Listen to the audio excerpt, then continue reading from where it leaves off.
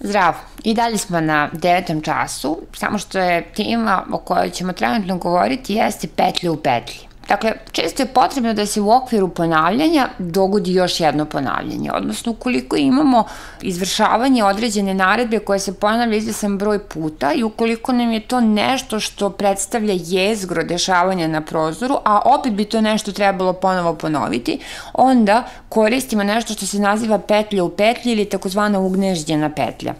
I kao primjer za to jeste takozvani plesni podijum. Dakle, plesni podijumi su u diskotekama bili aktuelni 70. godina prošlog veka i poenta u tome, kao što vidiš na ovoj ovde slici, da su se na podijumu nalazili kvadrati, čija se boja tako nasumično menjala, odnosno boja svetla koja je prodirala kroz ove kvadrate se nasumično menjala. I sad, naš zadatak je da napravimo nešto slično tome. Svakako nam se ovde javlja ponovo funkcija nasumična boja sa kojom smo se susreli već dosta puta, gde mi zapravo biramo korišćenjem funkcije random.randin određen broj i ceo broj iz intervala od 0 do 255 ne bi li odredili različitu količinu crvene, zelene i plave boje u okviru jedne, a ta različita količina te tri boje u stvari definiše boju koja će se prikazati na prozoru.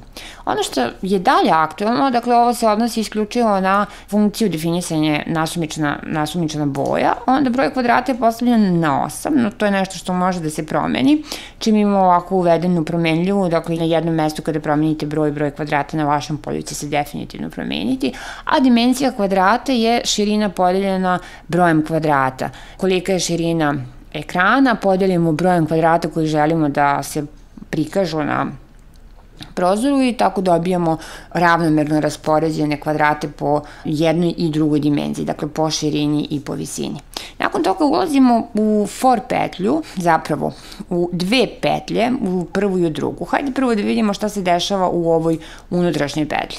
U ovoj unutrašnjoj petlji mi zapravo definišemo kako da se nacrta kvadrat na prozoru nasumične boje i ovdje gde su ovi znaci pitanja mi zapravo moramo da damo sve ono što je potrebno da bi se jedan kvadrat iscrtao. Šta je potrebno da bi se kvadrat iscrtao? Pa isto što i pravougolnik, dakle koordinate gornjeg levog ugla i dimenzije tog kvadrata.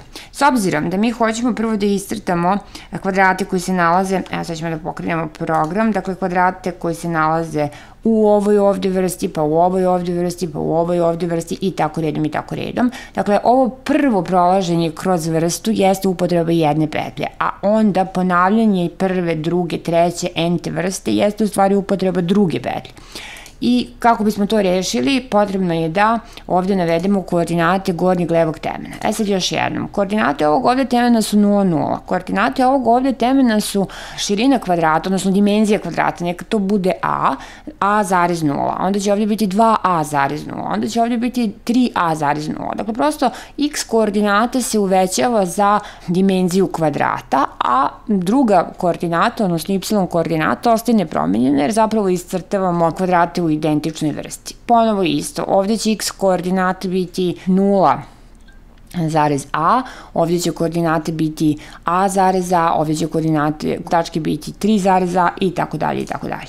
Tako da sve opisano možemo da postavimo na sledeći način. Suštinski mi sa promenljivom, to je sa brojačem j, množimo dužinu stranice, to je prva koordinata, onda i puta a, to je druga koordinata i na kraju navodimo dimenzije kvadrata koji želimo da se iscrta. Pokrenut ćemo program i dobiti plesni podijum iz 70-ih. Ako ponovo pokrenemo program, opet je plesni podijum, ali sa drugačije raspoređenim bojama. Naravno i treći put dobijamo isti podijum sa drugačijim bojama. Hvala ti na slušanju, čujemo se u narednom videu.